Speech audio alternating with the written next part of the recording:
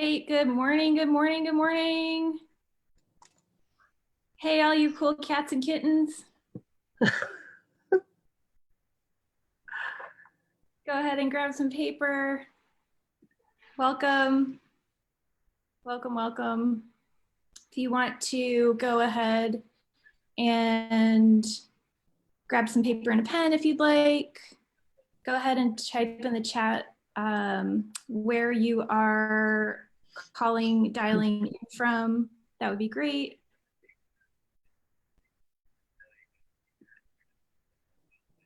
So just go ahead and do that.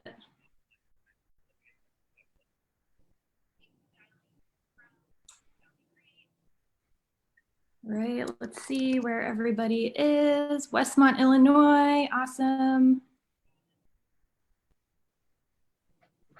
Where else do we have people listening from today?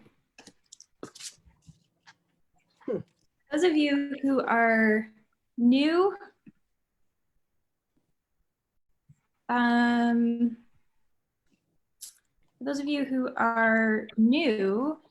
if you haven't seen the first 5 now sessions, you can go ahead and stay with us. You're not going to miss anything. You can go back and watch those later, no problem. And for those of you who are returning, welcome back. Some of you are grads, some of you are new to Pathways. We will explain all of that to you. You'll get to know us a little bit. Try to keep the intros short since a lot of you are returning. We've got Christina, aka Tina, calling in from Mooresville, North Carolina. Great. Willowbrook, Vernon Hills. Got a lot of Illinois showing up. So how this works, for those of you who are new, welcome Laura. How this works is I will be your voice. I'll be having this conversation with Sue. If you have any questions or comments, you can go ahead and type them in the chat and I will pass them along to Sue. Today is going to be a really fun session. We have no agenda. So the idea is that you will ask your questions. Some of you have asked some questions already, and Sue will use this as an opportunity to answer and maybe do some exercises with us, but give us a chance to really go where you want to go today. So we'll be following your lead, and we'll see what happens. So I'm super excited to be here. My name is Taryn Ezeal. I am a grad at Pathways. I also am a creative director and help out with a lot of their marketing and now online content and lemonade sessions. And I am so excited. It's been really fun. I can't believe we're on session 6 already. Is that right? 5, 7, 9, 11, whatever session we're on. It's been a really wonderful opportunity to get to interact with a lot of you. And if you are enjoying this and finding it helpful, you can click share or watch party, and that will let your friends know to tune in so they can tune in with you as well. So very, very, very excited for today. As I said, we don't have a real agenda. We're going to be taking a lot of questions from you and going from there. So those of you who know Sue Page, that is what she does best. So we're rolling with that today. Again, if you haven't seen any of the previous sessions, that's fine. We have them available on the Pathways to Successful Living Seminars Facebook page. You can go back and watch them at any time. And if you need to leave early for whatever reason, you can go and play this back as well. So that should be great for you. And later, if you find this helpful, you can also share it. So for those of you who don't know Pathways, Pathways has been around for 35 years and had over 45,000 now, actually. 5,000 people just went through in the 2 seconds between when I said 40,000 and 45,000.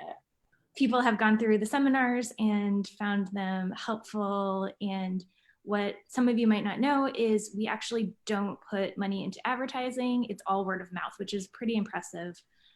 Over all these years, if you talk to people, a lot of the people who have heard about Pathways have heard about it through somebody who's gone through the program. So without further ado, I will introduce Sue Page, the founder of Pathways, one of the 2 founders, and I will let you introduce yourself and tell us why you think this is so important that we're doing these lemonade sessions.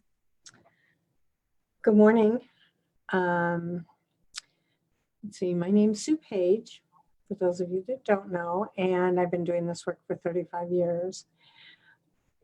I feel like at this time, while we're all in this unknown, that what comes up for us all at different times are fears of the unknown.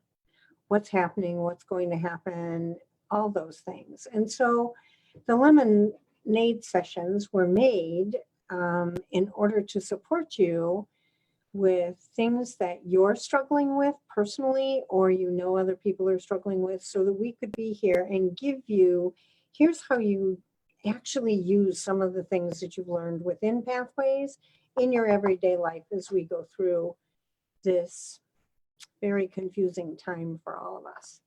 So that's why we're doing these lemonade sessions, and it's sort of like taking lemons and making lemonade instead of sitting there just not knowing what to do with these lemons we're being handed every day. So that's why we're doing the work here and being here to support all of you. You know, I want Fridays to be sort of let's deal with whatever's up on your plate. And then on Mondays, we'll do actual topics, and there'll be different topics. But I'd like Friday to kind of be open so that whoever's on this gets whatever information or support that they need. So that's why we're opening Fridays. And sometimes I'll be here, sometimes I'll invite Amanda or Bruce to join me. So welcome. Great. So for those of you who do have questions, you can type them in the chat feature, which you'll notice. I just typed a comment there. You can see it on the side or underneath that says, go ahead and type any cues here. So you can just type any questions you have there about things that are coming up for you or situations you're in, and we will do our best. Well, I will do not my best. I will just read the question and Sue will answer it to the best of her ability.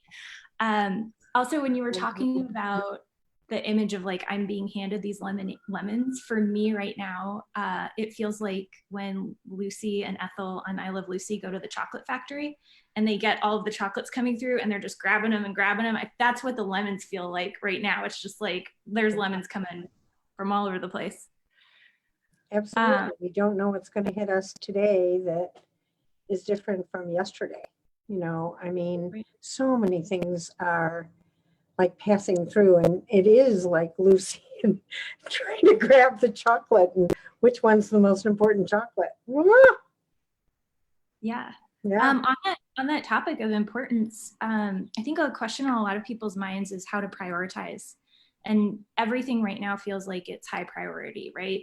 If you're homeschooling your kid, the school is saying school is a priority. If you're, you know, you've got all these safety regulations that are saying, okay, staying home is a priority, or if you're an essential worker, going to work is a priority, or all of these different messages. How, or what strategies do you have that people could use to cope or prioritize during this time? I really think that sitting down and sort of writing a schedule out of what are the things that you have to do. And number one is taking care of yourself, because you can't take care of anybody or anything else if you're not taking care of you. So what things are you doing today or every day? You know, I was just talking to somebody who was saying, I'm so angry, I'm enraged, and I keep dealing with this anger because things are being thrown at me, and I'm a really active person and I can't do anything. I just have to sit here. And so we came up with a strategy of what he could do in order to handle his anger differently. And that has to be number one, because he's impacting his kids, he's impacting the people he works with and his wife with the anger. So instead of experiencing that anger, what strategies can he use to get himself so he's feeling calmer? And so we came up with this great plan. And really, that's what you have to do, is sit down and say, okay, what am I feeling? What do I need? And fill that in first. And then from there, what else is needed? So many people are you're right, at home with kids trying to work. My God, I mean, I had 4 kids. I can't even imagine how I'm homeschooling and working, but you have to prioritize. Okay, I can do this much work and I can do this much with my children. Um, you can only do so much. And so taking care of yourself first and then looking at what's the most important from there is a priority. That's what you're going to have to do and figure out the things that are going to best support you during those times. And in those situations, I think that's great. And realizing, okay, this is what my priority is. Yeah. I know we're going to talk more about support in other sessions, but how do you suggest reaching out for that support, say to your employer, if you're realizing that your priority needs to be your kids right now or working certain hours? You know, honestly, employers are being very understanding. You can, if you're in a large corporation, reach out to HR. I know the HR people are helping people figure it out. You know, a friend of mine said, um, he has kids. And so he was on a conference call and his kids are like running around in the background. And people are just saying, okay, well, that's what he has to do. So I think it's a matter of what every person has to do and all of us being more accepting. Um, because this is all new for everybody. You know, being at home and being with your kids and trying to homeschool them. Both my daughters are doing it. And it's not easy at all in any way, shape, or form. You know, luckily I have a teenager living with me and she just kind of handles it on her own. But if you've got young ones, it's not easy to balance both. But you got to, I mean, to the best of your ability. Yeah, we've got actually on the topic of kids, we have a couple of points here. So Storm said, is it possible for parents to get together and take a day each to be a teacher or a few hours each? She said, I'm not a parent, so clueless on how it works, but just a thought, it takes a village to raise a child. Yes, Storm, that absolutely is wonderful and a way to do it. There are also teachers that are online. There are also programs that you can set your kids up for, whether it's exercise so that they're having exercise every day, but there are single parents out there. And I think I was speaking more to the single parents, where one parent might be home and the other one is not.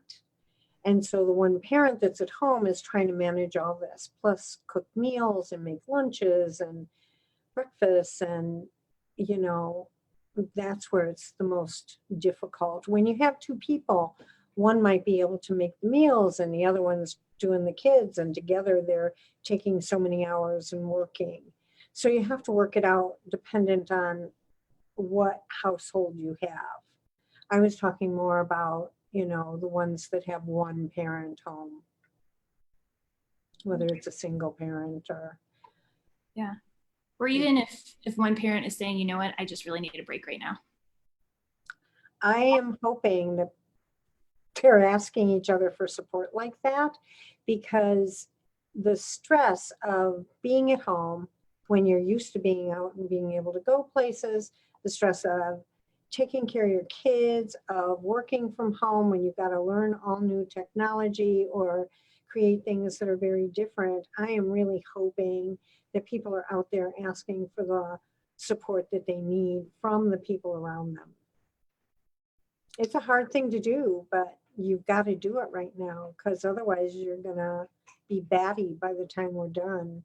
You know, I heard today that it might be sometime in May before we're released. And so I think it's an opportunity for all of us to learn to do life differently, not just saying, okay, I just got to do this now. No, we just got to learn something different so that we are more effective in however this ends up on the other side. Yeah, that's a great point. Staying on the topic of children, Kelsey said she'd like to know how to talk and explain things to young children during this time of fear and uncertainty, explaining how the world is now and how they can't go play with friends, etc. Wow. I mean, that is a difficult one. You have to do it according to age, saying, that um, this is a really serious time where all of us need to stay in our homes and take care of each other and learn how to be close as a family. That I would just tell them the truth that we've been ordered to stay home so that everyone stays safe. I don't think I would tell them that people out there her kids are younger. So I don't think I'd be telling them that people out there are dying. I think telling them that, people are getting really sick would be okay, because she has young kids. I think if they're older kids, I think that they need to know the truth. That, like we've got teenagers that are in our neighborhood that are hanging out like nothing's wrong. And I think those kids need to be told the truth that people are dying and, they could continue to die if we are not all listening to what needs to happen by everyone. Yeah. Kelsey just typed in, for those of you who didn't see, that her kids are 7 and 3. So we have a sort of a reference point on that. And I've also seen a lot of support on talking to kids. Like, I know there's a group, No White Lies, and they put out a great video about talking to your kids about what's going on. Great. And There's so much information on the internet right yeah, now about how to do things, how to say things. I would check out the internet to see if there's things for, talking to a 7-year-old, talking to a 3-year-old. Yeah, I think that's a great point. And a couple of various resources based on age, and a lot of the things I've been seeing have been talking about letting the children take the lead and having them ask the questions and meeting them where they are, curiosity wise and age level wise. Yeah, absolutely. Yeah. So Tina wanted to know about how to deal with fear and anxiety around getting sick. Well,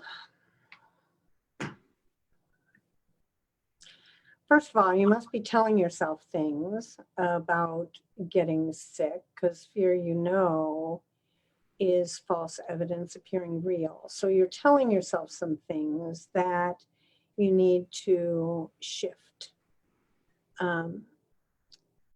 But when you're in that anxious place, the absolute best thing that you can do is to meditate and to breathe differently, or to do something crazy active, dancing, yelling, screaming, jumping up and down. It moves your energy, and it's truly important that you're moving your energy during this time, because what happens is the fear starts building inside you. And when you're doing something active, even running on a treadmill, walking on a treadmill, doing something that's going to put your mind in the moment. Fear lives in the past and it lives in the future.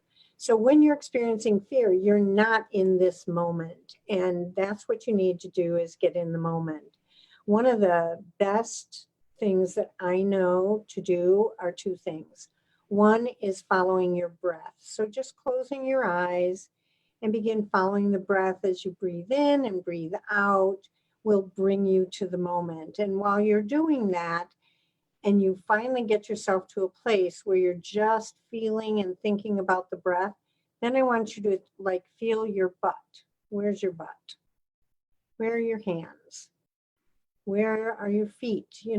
So you start feeling yourself physically in whatever position you're in. So like my butt's in the chair right now. So I can feel my butt in the chair, and that brings me to this moment.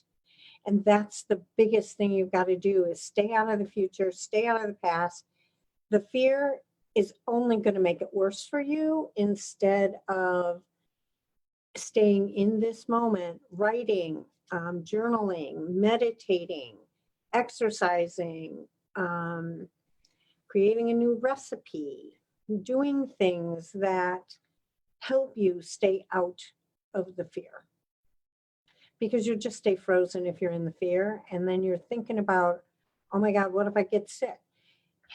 Here's my question. You know, what I did with my children was I went to them and I said, okay, I need to have a conversation with you in case I get sick. If I get sick, here's where everything is. Here's what I want to have happen. Here's where all your things are, all the things in the house. We've separated all those things. I have a will. Here's where it is, blah, blah, blah. And here's what I want you each to know. And I let them know. And that created such a peace between all of us. In addition to that, I sat down and I wrote them each a letter. And now I feel complete, just totally complete. You know, I have grandkids that I can't talk to about this stuff, so I wrote them a letter. And it's all sitting over here for when I die. Here's a letter for her wedding day. Here's a letter for her graduation. And that had me feeling complete. It's the incompleteness that adds to our fear. So Tina, what can you do to get yourself complete with your kids? Because I know you have kids, and with your husband. You know, what do you need to do? With your parents, what do you need to do?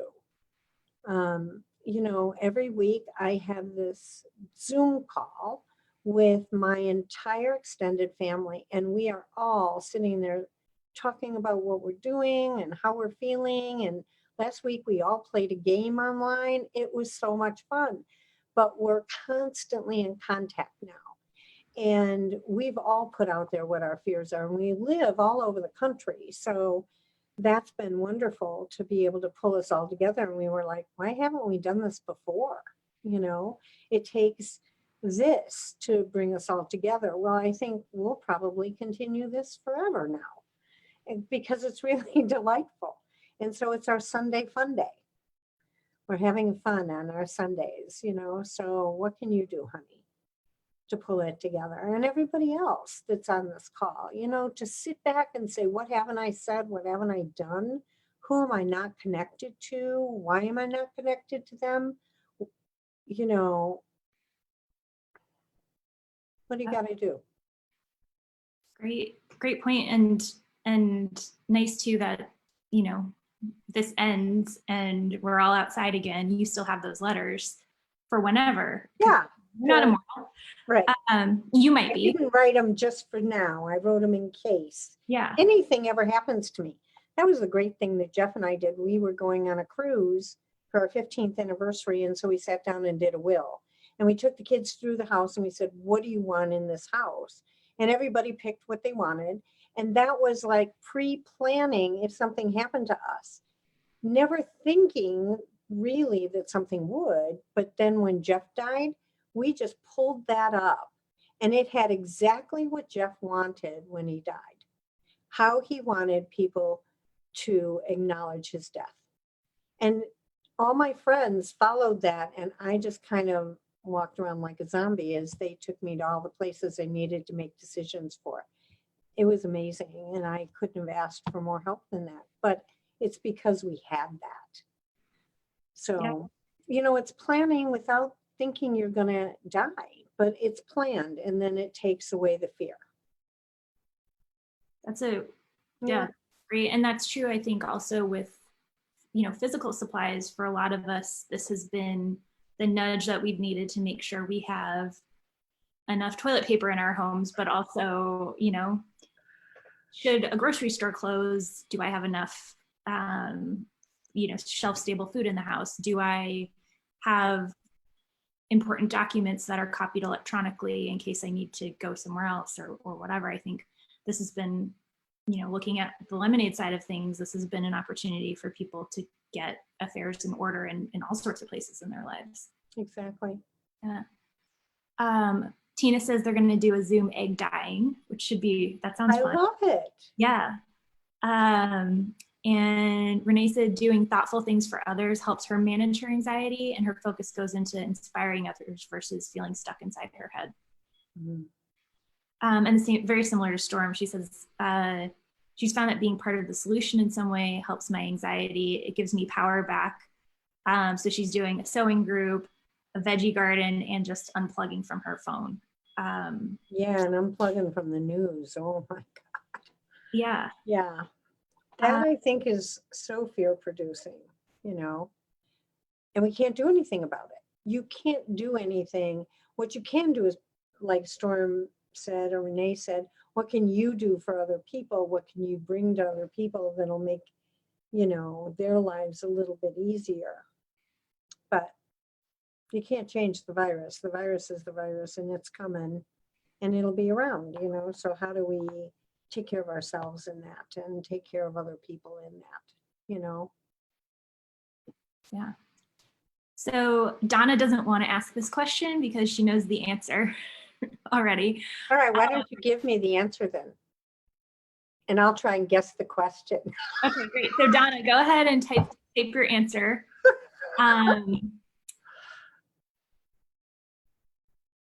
Of what you think Sue is going to say is the answer to your own question and concern, and she'll guess what that issue was that you typed in. Caitlin says she's got a motivational coloring book with swear words, and that gets her away from her phone, laptop in school. Love it. Perfect. Swear on this, or is this family friendly? I don't know. Puzzles.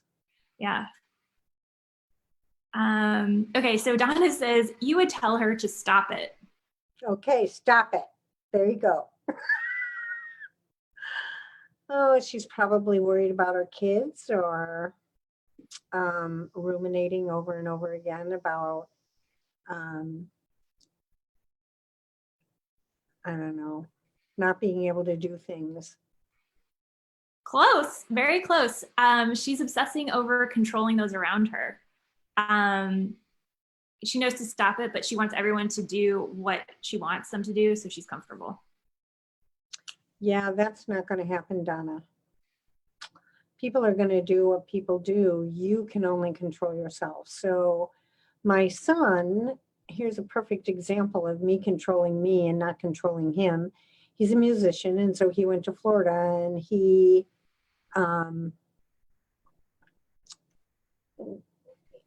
did a wedding just at the time they were all told to stay home. And so he came home, and I said, you can't be here. I can't see you. You know, hardest thing I had to do, but I have to take care of myself. And I'm hoping that my family are all making the right choices as well. That's it. I can't control what he's going to do. If he's going to stay home, I can talk about it, but I can't control it. And neither can you. So stop it. I feel like we just need a recording of you saying stop it, and then we got our ringtone, whatever's going on in our heads. Whenever the phone rings, we'll know, just knock it off. You know, another thing that I have heard people wanting to address is being alone. And how do you manage when you don't talk to people, you don't see people, and you're by yourself all the time? And the biggest thing that I can say is you have to reach out. You have to do whatever it takes to talk to people, to play games with people, find people who will do something with you, you know, to be able to have the support in your life instead of staying by yourself. And I don't mean go out. I don't mean that at all. You know, like Turin, you have put on those talent shows with a whole bunch of different people. And it's wonderful to see the talent that people have or what they bring. And at the same time, it's connecting people. And to me, that's the biggest thing that has to happen. Whether you're by yourself or you're with other people, the connection is crucially important. I connect every day with my kids, every single day. I never connected every day with my kids. Now I'm connecting every day with my kids, and I love it. I think they do too. We'll have to see if any of them Ask come them. in. Yeah. So if you're Sue's children watching, you need to comment in the comment box about how you feel about her connecting every day. Yeah, and I think that that's really, it's interesting you brought up the talent show. So for the past 2 weeks, and this will be my third week, I've been hosting a virtual talent show for friends and family, and anyone who wants to just message me and I'll send you an invite. But what's interesting is it started out for me as something where I was like, oh, this will be great. It'll give people something to do. It was all about supporting other people. But what I realized in doing it, because I live alone, is it was a way to bring my friends and family into my living space. And you know, I don't have a pet. So when somebody shows off their dog's tricks, it's like I have a dog visiting my apartment. Or when cute kids sing a song, it's like they're coming to play for a little bit, you know, 2-3 minutes. But really thinking about it also as it's not just the screen thing, but it's bringing them into the living space that, you know, we're all in. And we've got some other cool ideas people are doing to connect, a virtual running group where they FaceTime before they all go running and they cheer each other on. I think we should create a Pathways running group. We got a lot of runners. Lead that charge. What? You can lead that charge. Oh, no. I can think of some other runners that could lead that charge. Yeah.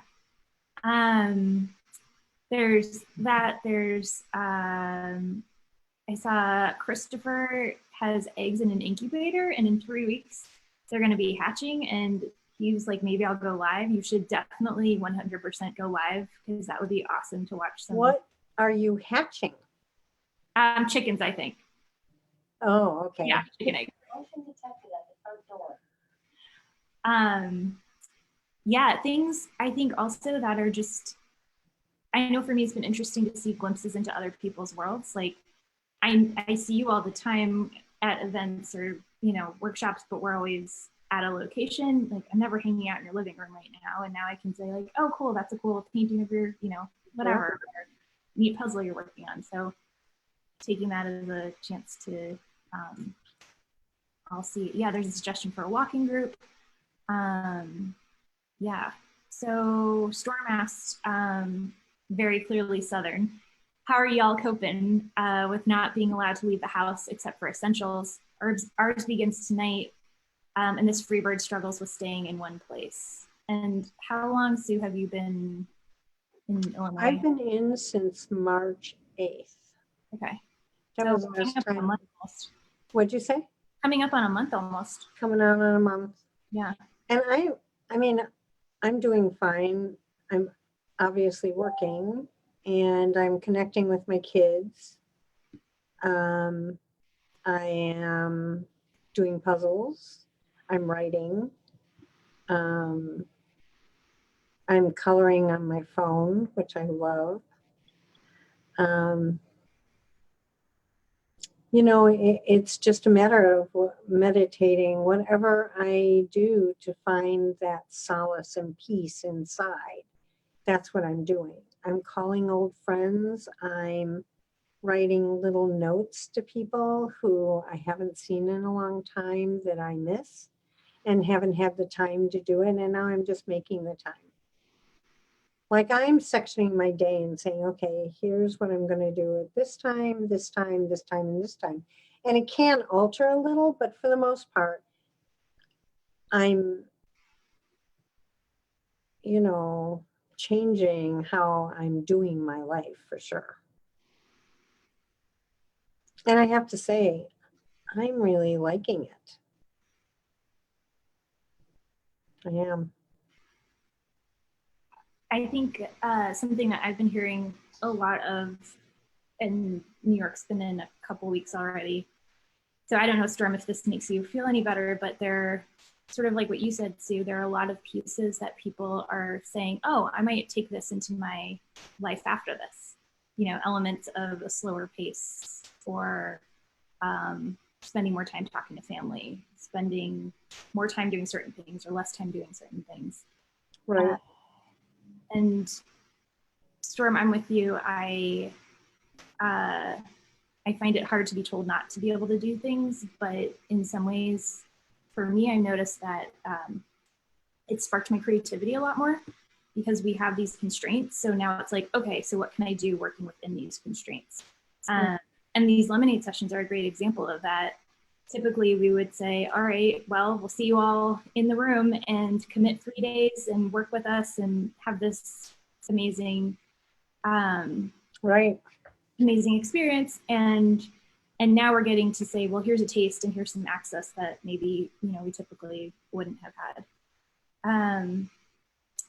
And Becky asked, and this is a great question for everybody if you want to type it in the chat box, for the people who are new to shelter in place, what are those things that you said you didn't have time for, and do them now, is what Becky said. And I think a great addition to that is to hear from all of you, like, what are those things that you have said you didn't have time for before? You can type them in the chat and we can talk about that. And sometimes I would say I didn't have time for things, but really what was holding me back was fear of doing it. Mm-hmm. So sometimes it's the fear that holds you back and not the time. But we use time as our excuse and justification for not doing something. And so it's really looking at, what did I want to do and how can I do that? I think, well, do you have an example of something that you have said you didn't have time for, but realized there was maybe a fear around it? Yeah, I would say meditating. So when I used to meditate every single day, and Jeff and I would meditate a lot. Him more so than me, but I meditated every day. And when he died, I stopped. And I thought I stopped because now I'm taking on all of his work and all my work, so I don't have any time. And yet the other day, what happened was I had a realization that I stopped because of my fears of connecting with spirit or Jeff coming in or something, because I was so angry that he died. I was just angry about it. And rather than deal with that anger, I just said I didn't have enough time. And so in dealing with the anger, I'm now starting to do that again, and will continue to do it on a daily basis. Because it was something I truly loved, was just the space that I find in meditation and connection and guidance. So I'm kind of excited. David said the meditating might have been a little closer to napping. For Jeff, absolutely, David. It's got to be David Podesta. David Page. David Page. Yeah. Yes. Yeah, you're totally right. He was napping. In that case, my dad does a lot of meditating. Oh, Jeff I didn't know what to call it before. Yeah, a lot of people are saying working out, getting fit again, cleaning the basement,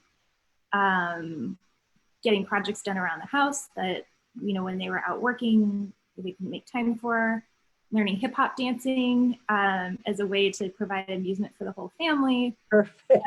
So lots of, and to me, it sounds like a lot of risks people are taking, and not in the, like, you're risking your health, but in the way of, I'm going to go outside my comfort zone a little bit, maybe because we're confined and feeling that confinement, that there's this opportunity in a very safe way to take a risk and try something new.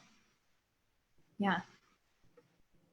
So another question we have is about, how to handle when somebody is fighting on the front lines, where somebody or love is, or just in general, handling the idea that there are people who are going out every day and working on the front lines in healthcare and emergency services and those sorts of pieces.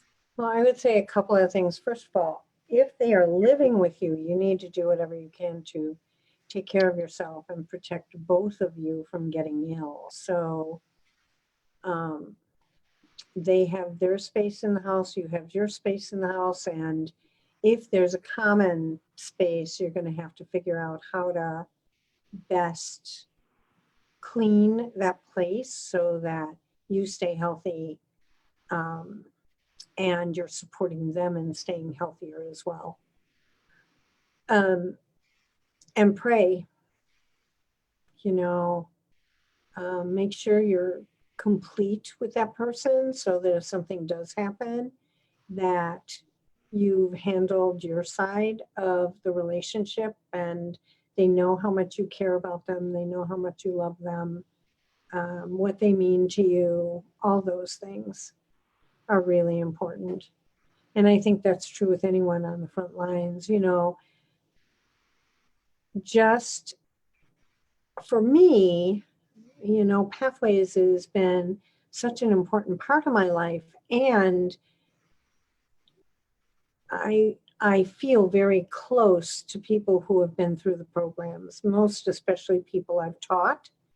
And so I'm constantly praying for each and every one of them and sending a white light and wrapping them in it to protect them, just because, I'm sure that at some point I'm going to start hearing about people who have passed that are graduates. And,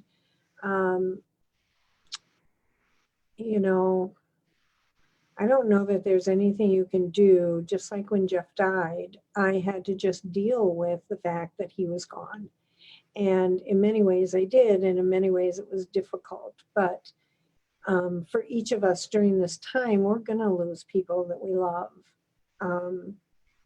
That's the painful part of this, is that we will lose people. And to pretend that we won't lose someone is foolish. But if we just say, okay, I'm going to lose somebody, so how do I get complete? How do I do what I need to do with those people to the best of my ability? I don't know anything else to tell you other than that. You can't protect yourself from the pain of loss. The pain of loss is real, just like this virus is real. It's going around our world, and it's taking people from us. And so be complete as best you can with everyone that you love. And that's such great life advice in general that, like we said, we're all mortal. Absolutely. Yeah.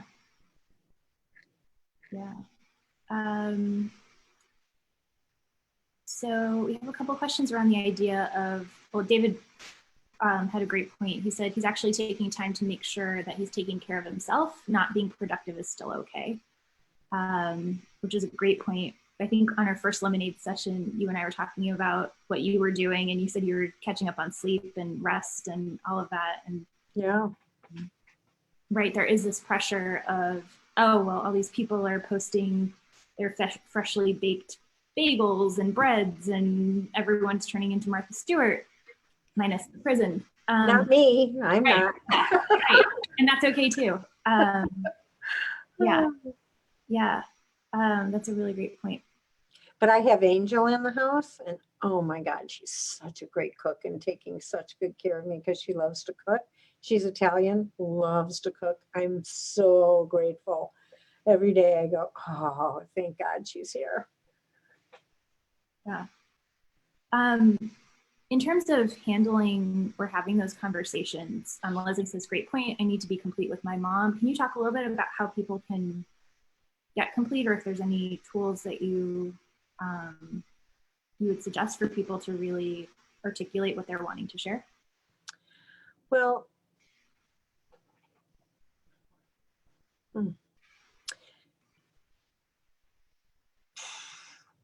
that's really difficult. I think depending on how complete you want to get, I would find out from them, especially if it's your parent, from a parent's perspective, what would they like you to know? And if something did happen to them, what would they want to have happen? There's this wonderful tool called 5 Wishes. And it really is about what you want done at the end of your life. Now, we had that for my mom and really for Jeff. And so all those things really happened for them. So sometimes you're not going to be able to do anything, especially like right now, you can't even be in the hospital with the people who are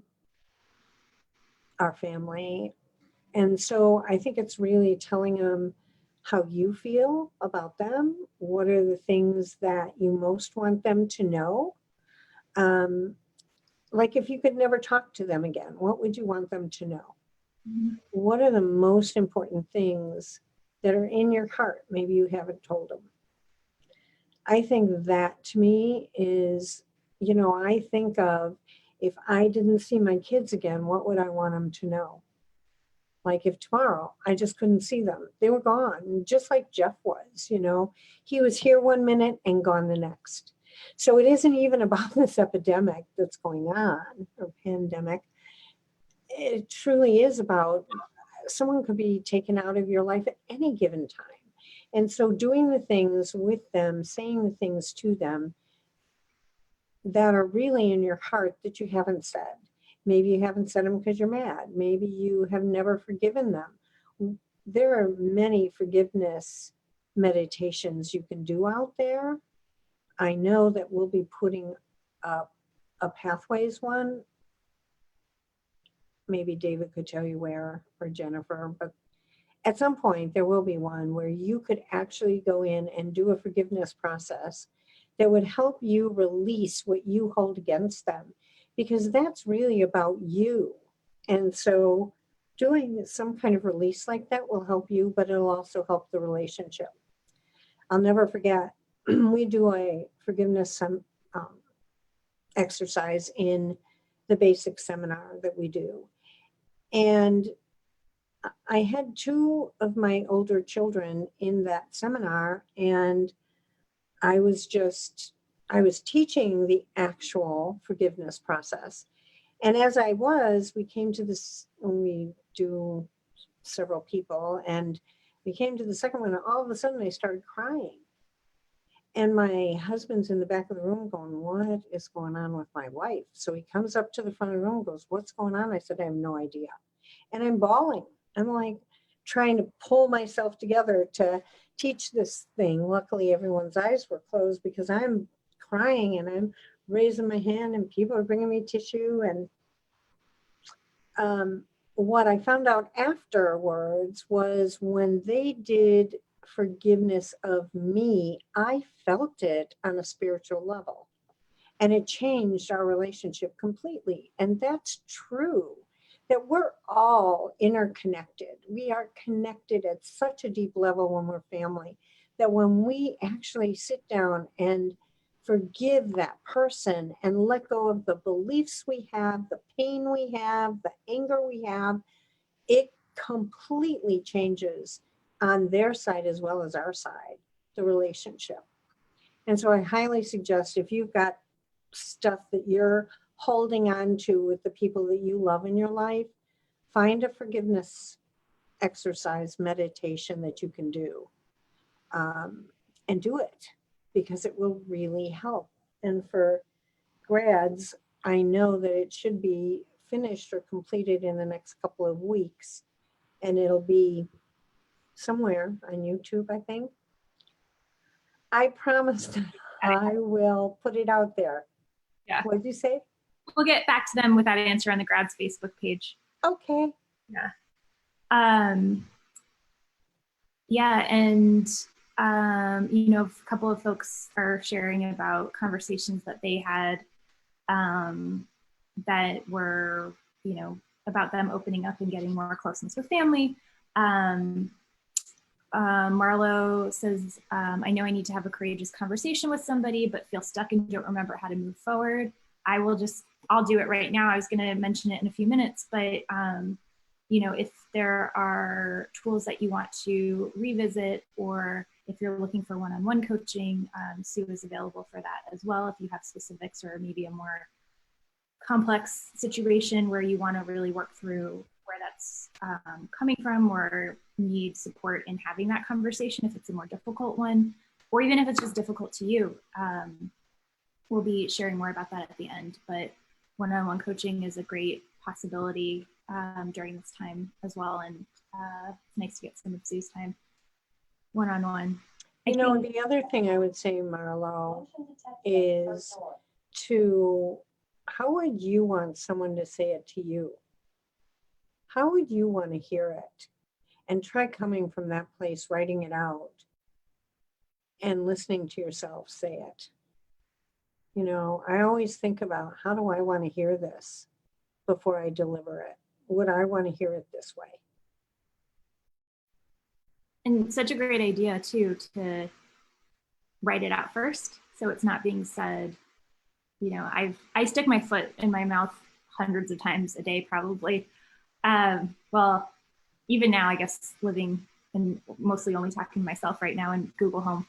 But that idea of writing it out and getting support from somebody and saying, reading it to yourself. And then also, sometimes I'll reach out to my sister and say, like, hey, can I read this to you? And you tell me how you feel. And, she won't be the person I ultimately want to deliver it to, but she can give me that feedback on how it's coming across. And a lot of times she'll say, you're kind of skirting around the point of being vulnerable.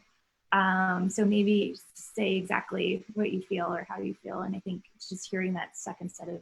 And Marlo, you've been given so many tools throughout Pathways of ways to communicate something.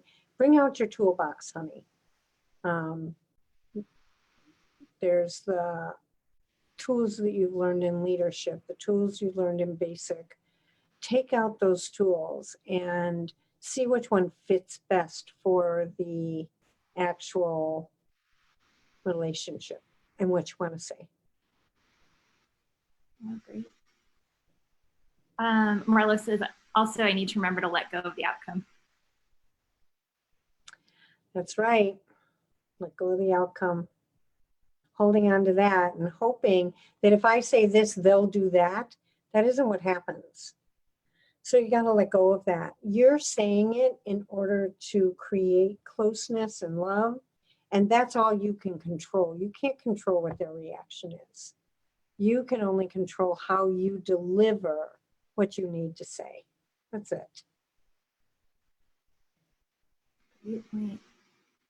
So we have another couple minutes. So if you have any last minute questions or burning questions that I somehow skipped over, go ahead and type those in the chat box.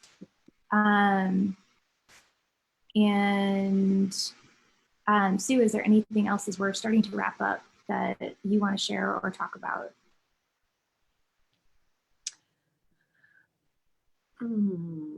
Reach out and don't let yourself be alone.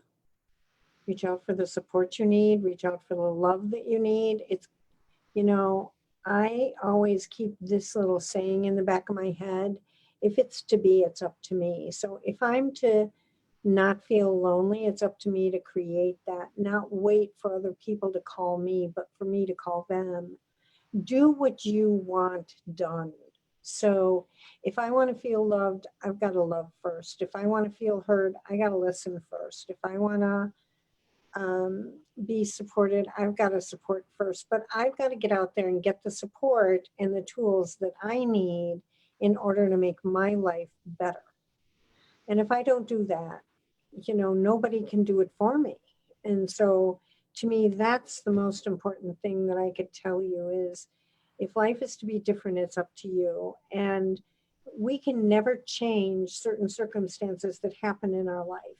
Those are life circumstances that hit us, like Jeff's death, like this pandemic. Those are things that life presents to us. It's how we act, how we respond, how we are with those particular experiences that make our life good or make our life bad. And we can whine and cry and feel sorry for ourselves, or we can look and say, what can I do in this moment that's different so I'm not feeling abused by life? Because life is life, and it offers us these opportunities to become more of who we really are and handle situations differently. So stay in the moment and handle it differently instead of feeling victimized by it, because victimization is not something that's going to support you in getting where you want. And I love you all. All the grads that are on here, you know how much I care about you, and you need to reach out. Please don't sit there by yourselves feeling in this horrible hole. You know, I had a woman the other day, and she was on here, and her son is a police officer in New York. Her daughter is a nurse on the front line in one of the hospitals. Her son-in-law is an administrator in the biggest hospital in New York. Her other son-in-law works in the prisons in New York. And here's this woman living with one of her sons that is the police officer. And every day she's afraid. And I said, you know, you can't do anything.